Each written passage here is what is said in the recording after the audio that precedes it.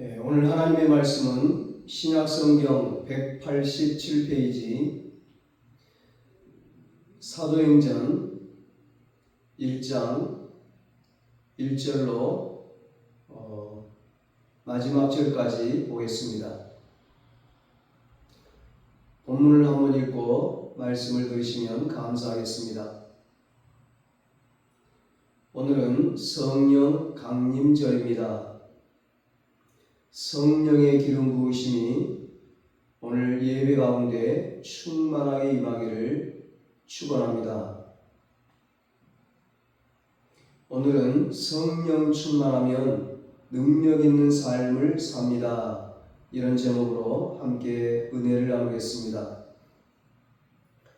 성경을 보면 부활하신 예수님이 40일 동안 제자들에게 계속 나타나셨습니다. 한 10번 정도 나타나십니다.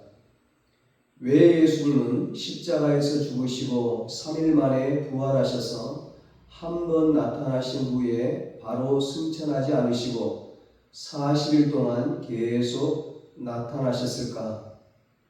그 이유는 부활하신 예수님에 대한 확신을 주기 위해서입니다.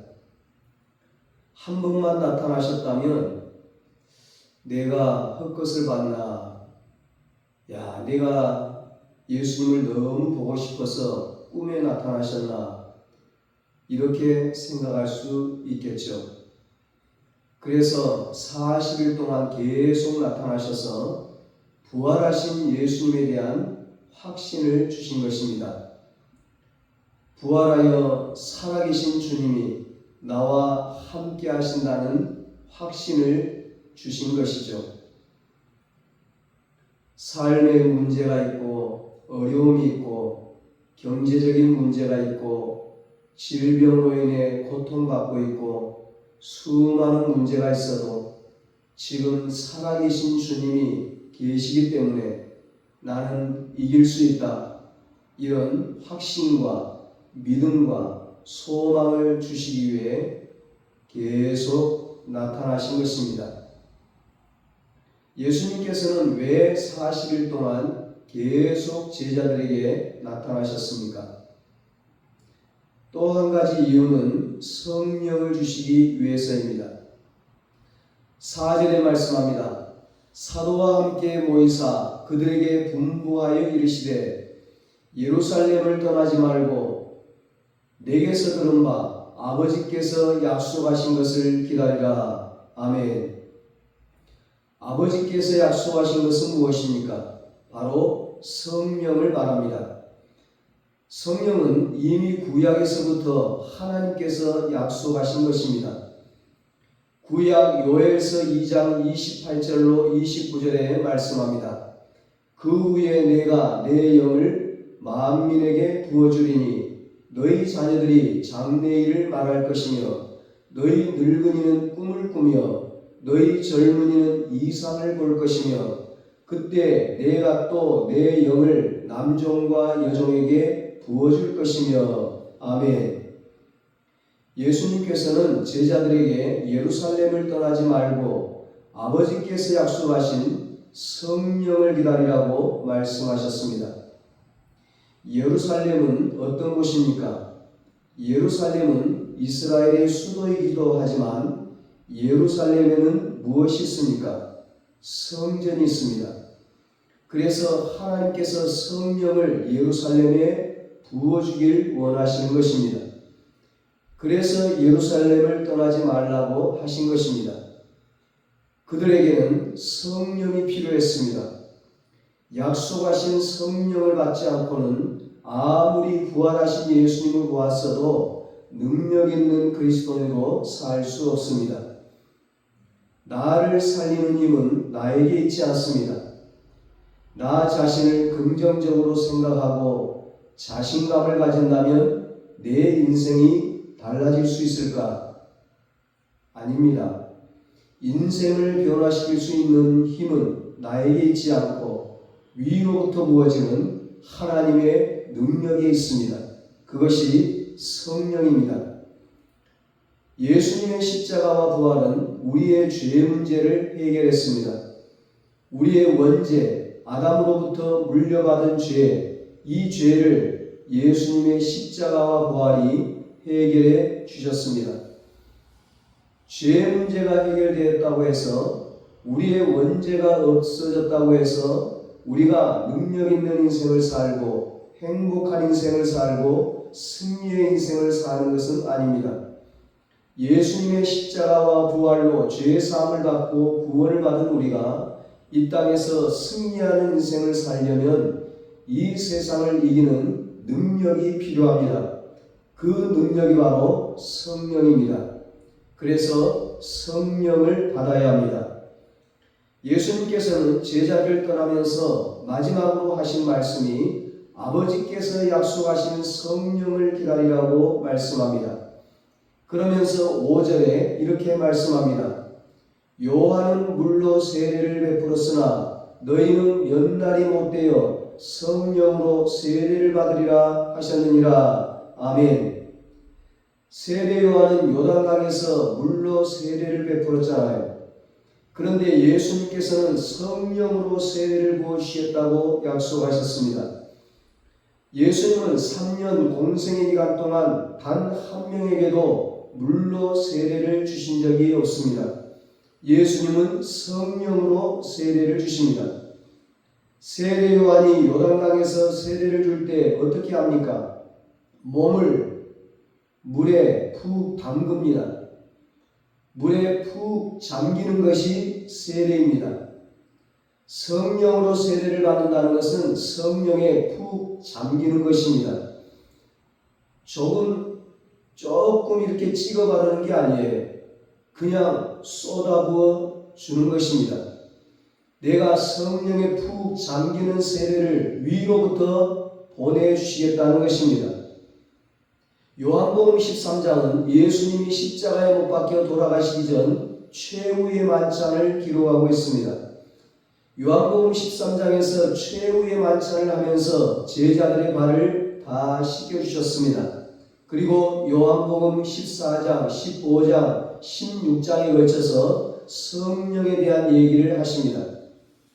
내가 아버지께 구하겠으니 그가 또 다른 보혜사를 너희에게 주사 영원토록 너희와 함께 있게 하리니 그는 진리의 영이라. 세상은 능히 그를 받지 못하나니 이는 그를 보지도 못하고 알지도 못함이라. 그러나 너희는 그를 아나니 그는 너희와 함께 거하시며 또 너희 속에 계시겠습니다.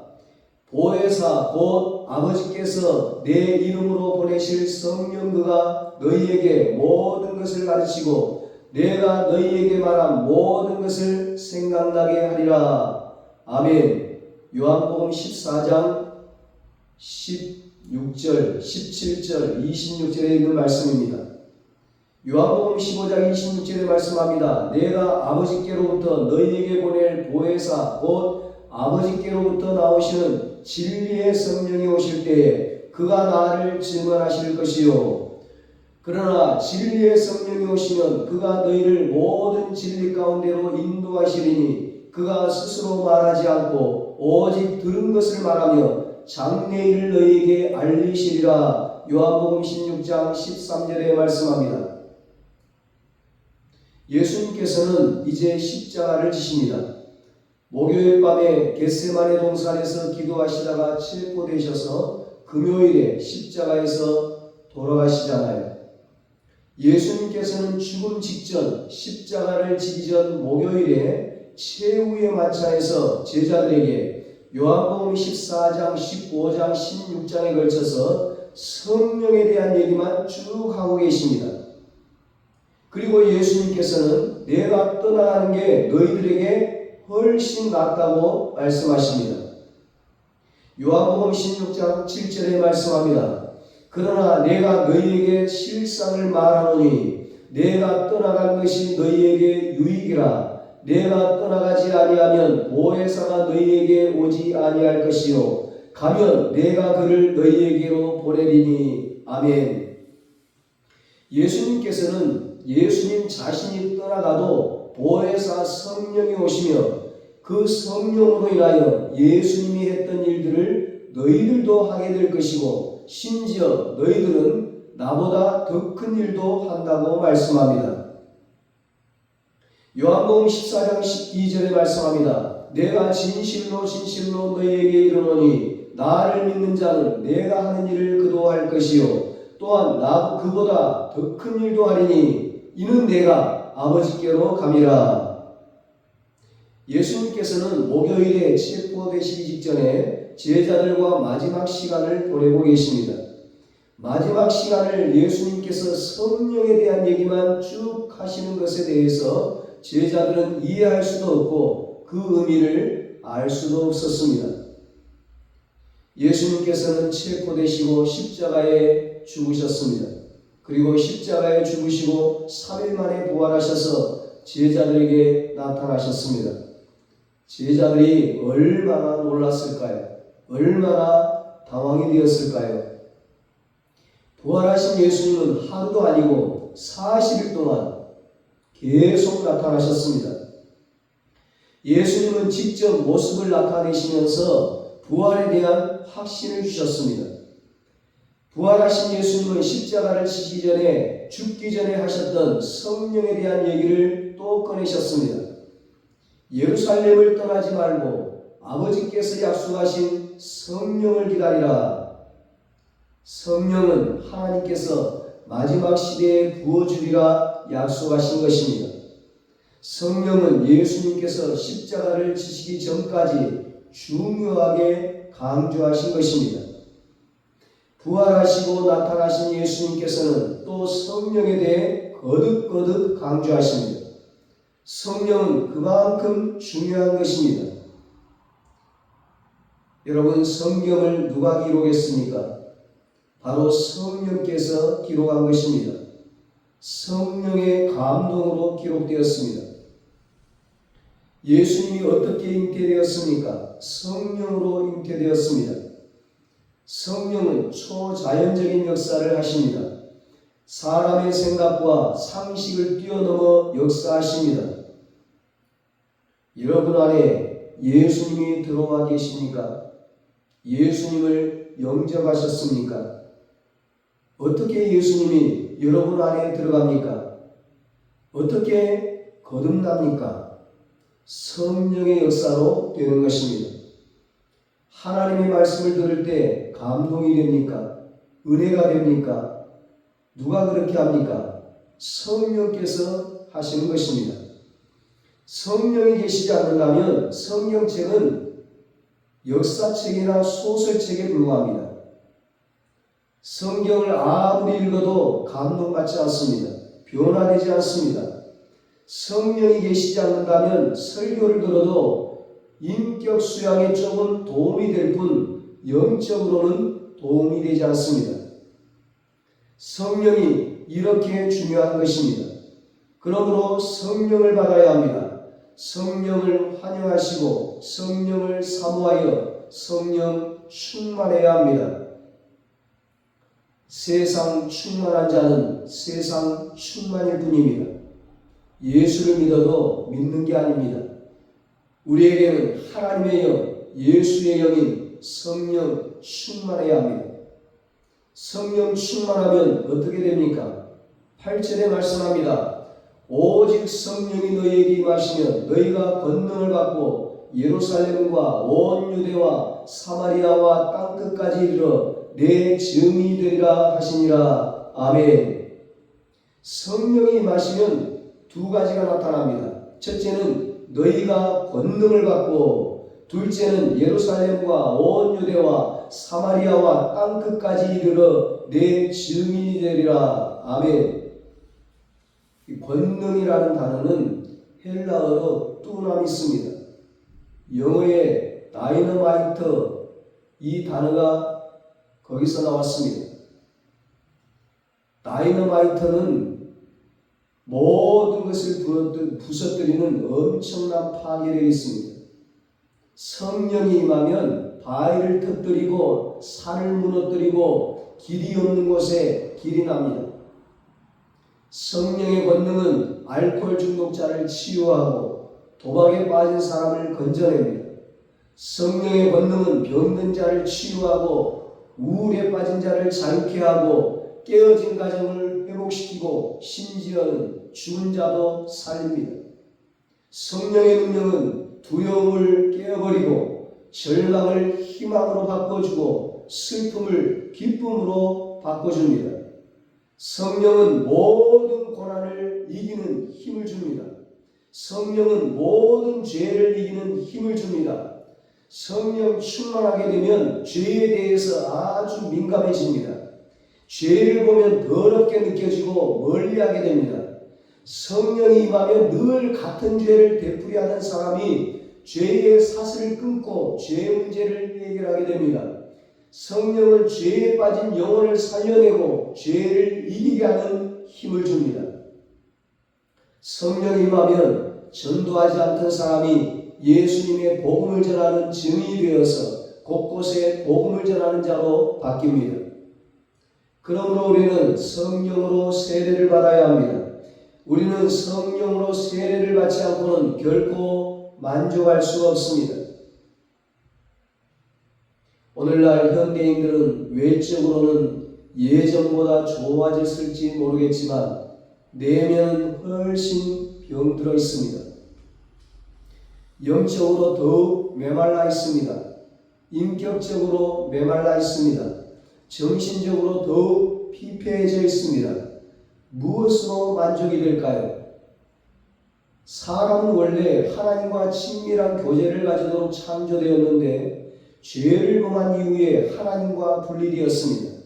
하나님과의 친밀감이 사라져버렸습니다. 하나님과의 친밀감이 없이는 우리는 무엇을 해도 만족되지 않습니다. 돈으로도 만족되지 않습니다. 음식으로도 좋은 옷으로도 만족되지 않습니다. 성공에도 출세에도 만족되지 않습니다. 좋은 집에 살아도 좋은 차를 타도 만족되지 않습니다. 아무리 좋은 곳을 여행해도 만족되지 않습니다. 우리 인간은 원래 하나님과 친밀될 때 행복하도록 창조되었기 때문에 하나님의 영, 성령이 내 안에 들어오지 않고는 결코 만족할 수 없습니다. 그러므로 성령 충만해야 합니다. 성령 충만하여 하나님과 친밀감을 회복하고 행복한 삶, 만족한 삶, 천국의 삶을 사시기를 축원합니다. 십자가와 부활, 성령 세례는 아주 중요합니다. 이 세 가지는 우리에게 꼭 필요한 것입니다. 이 세상의 환경을 이기지 못해서 늘 세상에 짓눌려 사는 분이 계십니까? 오늘 성령 세례를 받으시기 바랍니다. 로마서 8장 11절에 말씀합니다. 예수를 죽은 자 가운데서 살리신 이의 영이 너희 안에 거하시면 그리스도 예수를 죽은 자 가운데서 살리신 이가 너희 안에 거하시는 그의 영으로 말미암아 너희 죽을 몸도 살리리라. 아멘. 예수님의 죽은 몸을 살리신 성령께서는 지금도 우리 죽어가는 육체를 살리십니다. 성령은 어떤 질병도 다 고치십니다. 성령은 어떤 가정도 회복시키십니다. 성령은 어떤 기업도 번성시키십니다. 성령은 어떤 나라도 다 살립니다. 성령은 지혜 없는 자에게 지혜를 주시고 성령은 무엇을 해야 할지 모르는 자에게 할 일을 가르쳐 줍니다. 부활하신 예수님은 자신이 떠나시면서 하나님께서 약속하신 성령을 기다리라 말씀하셨습니다. 그리고 하늘로 승천하셨습니다. 완전히 이제는 떠나셨습니다. 제자들이 얼마나 당황했을까요? 얼마나 불안하고 걱정이 됐을까요? 제자들은 3년간 예수님과 함께 하면서 걱정할 일이 없었습니다. 먹을 것이 없을 때 오병이어의 기적으로 2만 명을 먹여주셨습니다. 병든 자가 찾아오면 예수님께서는 어떤 병이든지 치료해 주셨습니다. 배를 타고 가다가 풍랑을 만나면 예수님께서는 풍랑을 잔잔케 해주셨습니다. 늘 이상한 질문을 하는 바리새인들이 나타나서 공격하면 예수님께서 현명한 대답을, 정확한 대답을 다 내려주셨습니다. 문제를 다 해결해 주신 겁니다. 그런 예수님께서 떠나셨습니다. 제자들의 마음은 텅 빈 것처럼 느껴졌습니다. 제자들은 아직 성령을 받지 못했습니다. 그들은 아주 혼란한 마음으로 예수님께서 예루살렘을 떠나지 말라고 하셨으니 예루살렘을 떠나지 않고 예수님을 늘 만났던 마가의 다락방에서 그들은 함께 모여 기도하기 시작합니다. 합심으로 기도합니다. 기도의 힘을 흩트지 않고 한데 모았습니다. 13절에 보면 마가의 다락방에 함께 모여 기도한 사람들의 이름이 기록되어 있습니다. 그런데 여기 보면 예수님의 제자가 12명이 아니고 11명이 기록되어 있습니다. 누가 빠졌나요? 예수님을 팔았던 가룟 유다입니다. 가룟 유다는 불행한 인생이 되고 말았습니다. 이름이 사라져 버렸습니다. 예수를 믿어도 끝까지 믿는 게 중요합니다. 끝까지 사명을 감당하는 게 중요합니다. 끝까지 이름이 기록되어 있어야 합니다. 여러분은 끝까지 예수님을 믿고 끝까지 생명책에 기록된 자가 되시기 바랍니다. 평생 깨어있기를 바랍니다. 마가의 다락방에 또 누가 있습니까? 그 다락방에 모인 숫자가 모두 몇 명입니까? 14절 15절에 보면 가룟 유다를 뺀 11명의 제자들과 예수님의 어머니 마리아, 예수님의 4명의 동생, 그리고 다른 여자들이 모여서 함께 기도를 했는데 숫자가 120명입니다. 이곳에 모인 사람들은 다 평범한 사람들입니다. 그들은 예수님의 부활을 보았습니다. 또한 40일 동안 예수님이 계속 나타나셨기 때문에 부활에 대한 확신도 생겼습니다. 부활을 의심하지 않았습니다. 그러나 세상을 이길 수 있는 힘은 없습니다. 그들은 세상을 변화시키기는커녕 그저 하루하루 생존하기에도 버거운 자들이었습니다. 늘 불안과 두려움 속에 살았습니다. 예수님의 부활에 대한 확신은 있었지만 여전히 초라한 제자였고 무능한 제자였고 무지한 제자였습니다. 12제자 중에 7명이 어부였습니다. 베드로는 예수님을 3번이나 부인한 자입니다. 도마는 의심이 많은 자였고 빌립은 머리만 앞선 자입니다. 마태는 로마의 앞잡이인 세리였습니다. 이들 중에 세상적으로 큰 인물이 될 만한 사람이 있습니까, 여러분? 세상의 눈으로 보면 기대할 만한 자가 거의 없는 것 같습니다. 하지만 예수님은 이들에 대해 기대하시고 약속하신 성령을 기다리라고 말씀하셨습니다. 이것이 우리에게는 은혜가 되는 것입니다. 세상적으로 볼 때 내세울 게 없습니다. 돈도 없고 학력도 없습니다. 백도 없습니다. 실력도 없고요. 건강도 없고 도와줄 사람도 없습니다. 제자들 역시 우리와 같이 아무것도 없는 자들이었습니다. 그러나 예수님께서는 제자들을 기대하셨습니다. 하나님은 오늘 저와 여러분을 기대하고 계십니다. 여러분, 우리의 지식을 가지고 기대할까요? 우리의 학력을 보고 기대할까요? 우리의 배경을 보고 기대할까요? 성령을 통해서 성령이 임하면 우리도 달라질 수 있다는 거예요. 제자들이 성령 충만하자 모든 것이 달라졌습니다. 우리의 삶 역시 성령 충만하면 모든 것이 달라집니다. 하나님은 성령으로 충만한 자를 쓰십니다. 실력 있는 자를 쓰시는 게 아닙니다. 유명한 자를 쓰시는 게 아닙니다. 하나님께서는 성령 충만한 자, 하나님의 영, 예수의 영이 충만한 자를 쓰십니다. 하나님은 성령을 마지막 때에 부어주시기를 원하십니다. 하나님께서 약속하신 성령을 환영하고 사모하여 성령으로 세례받으시기를 바랍니다. 어떻게 하면 성령으로 세례를 받을 수 있습니까? 14절에 말씀합니다. 여자들과 예수의 어머니 마리아와 예수의 아우들과 더불어 마음을 같이하여 오로지 기도에 힘쓰더라. 아멘. 마음을 같이하여 오로지 기도에 힘쓰는 것입니다. 오로지를 정확하게 번역하면 끊임없이 계속 이런 뜻입니다. 언제까지 기도해야 합니까? 성령이 임할 때까지 계속 끊임없이. 그들은 말씀을 믿고 성령이 부어질 때까지 다 같이 함께 끊임없이 계속 기도했습니다. 그리고 마침내 사도행전 2장에 마음을 같이하여 오로지 계속 끊임없이 기도하는 그들에게 성령이 임했습니다. 성령의 권능을 받은 그들은 담대하고 능력 있는 삶을 살았습니다.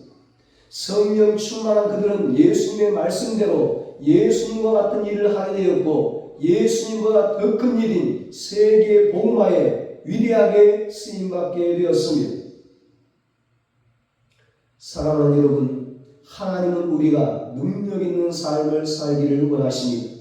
승리의 삶을 살고 행복한 삶을 살고 위대한 삶을 살기를 원하십니다.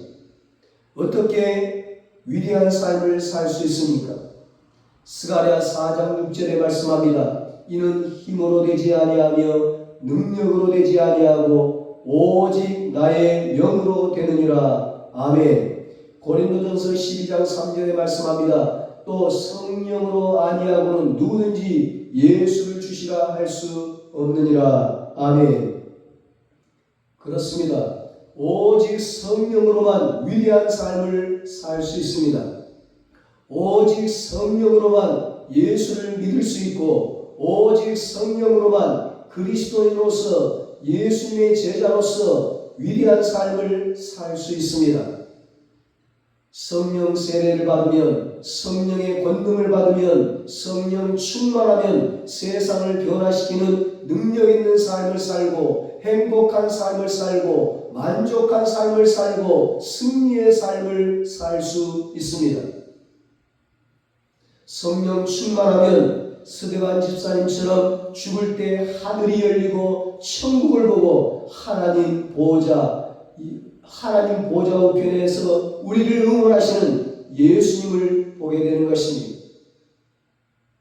우리 모두 성령 충만함으로 이런 능력 있는 삶, 위대한 삶을 살게 되시기를 예수님의 이름으로 축원합니다. 기도하겠습니다. 하나님 아버지, 예수님의 십자가와 부활로 우리의 죄를 사해 주시고 우리를 구원해 주시니 감사합니다. 이제 하나님의 자녀로서 능력 있는 삶을 살아갈 수 있도록 우리에게 성령의 권능을 부어 주시옵소서. 성령 충만하게 하여 주시옵소서. 그래서 하나님 앞에 귀하게 쓰임받는 능력 있는 주의 자녀들 되게 하여 주시옵소서.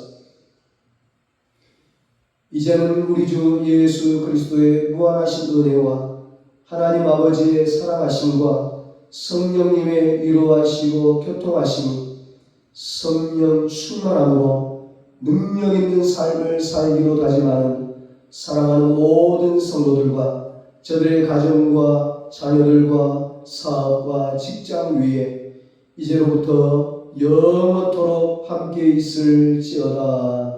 아멘.